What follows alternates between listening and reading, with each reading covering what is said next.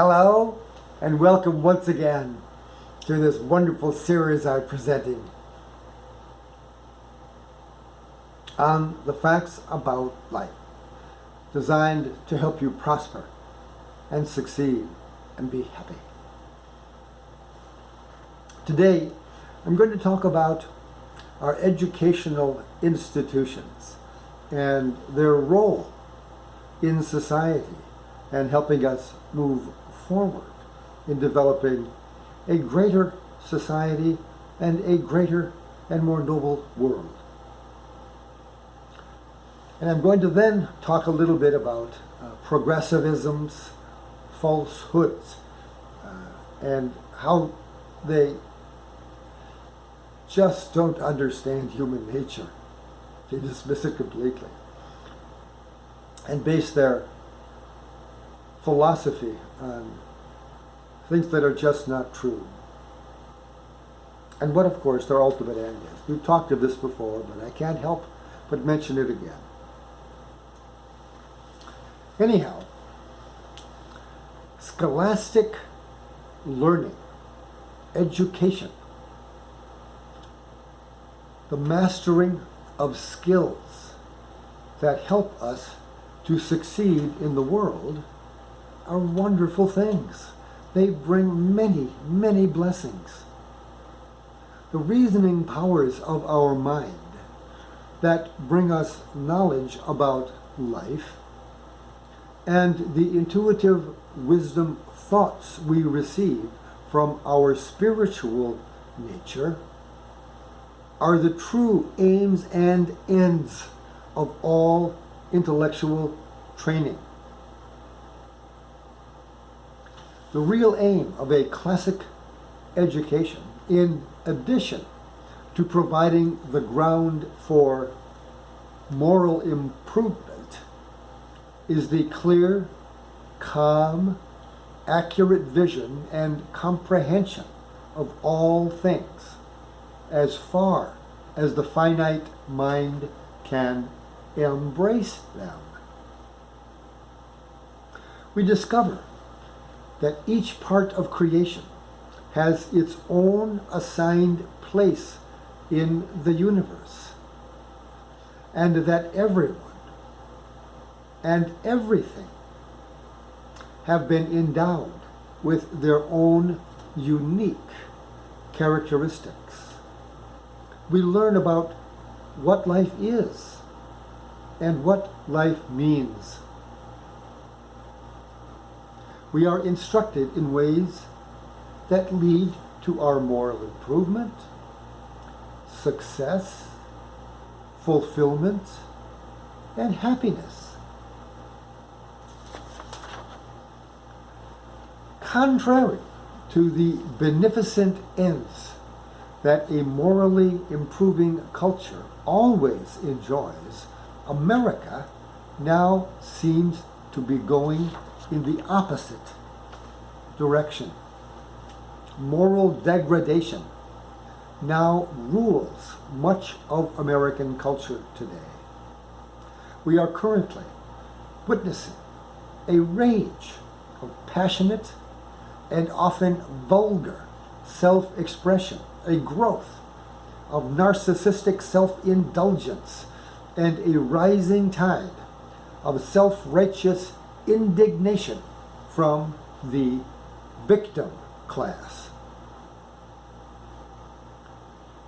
I place much of the blame for the current moral degradations of our culture on the failures of our educational institutions from kindergarten to college.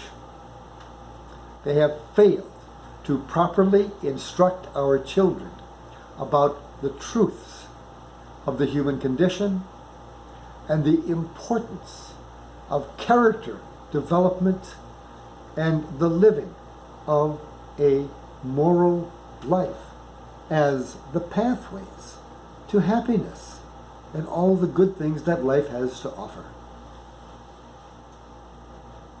Fortunately, a growing part of the American populace seems to be waking in alarm to the menace of a public educational system that refuses to teach these truths.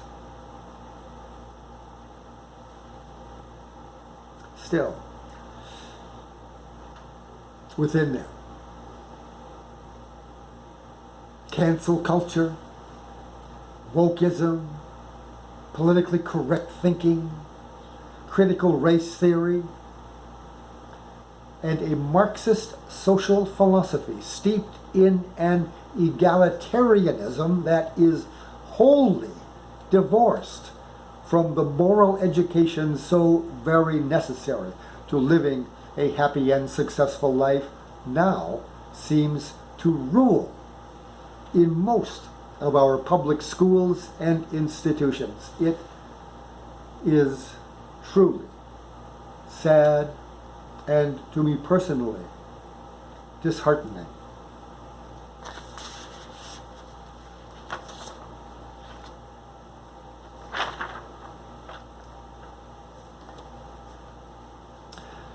Progressivism.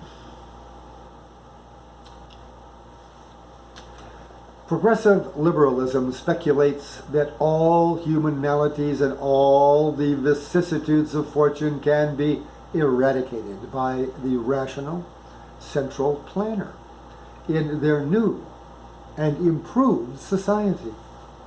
In their brave new world, all sufferings will be conquered. They'll be conquered with human care and effort. We will all progress to material equalization and perfection.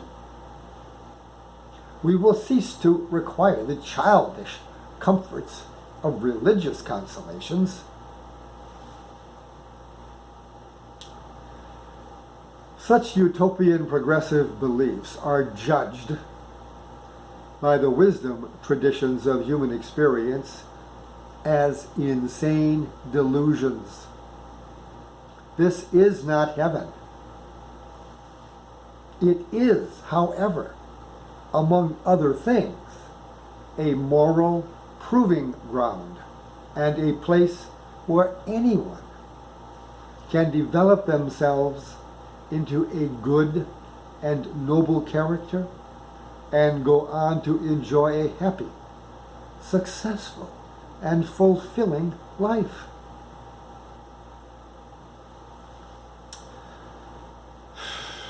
Progressive liberals are incessant in their desire to make America into a godless, secular nation.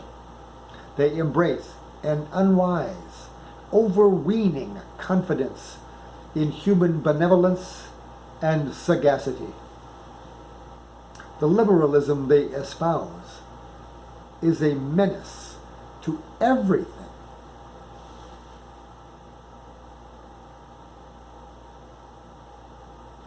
Everything that is old, settled, traditional, and lofty in American society. Again, I cannot stress this often enough. The progressive ideal is the planned state, administered by progressive bureaucrats, wherein liberty is surrendered to the concept of equality and centralized control. The elites will be in charge. In their ideal, there are no supernatural religious sanctions for moral conduct, and people are made to conform to progressive regulations either through the persuasions of their social machinery and influence peddling, or by naked force. It has always been the end of these kinds of philosophies when imposed upon any nation. Naked force, rules, oppression, and tyranny are their handmaidens. We don't want that here. We want happiness, freedom, liberty, individual moral responsibility, and character development, good relations between us all. Jeez Louise, liberty is the answer. That's it for today. I hope you enjoyed it. I sure enjoyed speaking this to you. I love you all. Bye-bye.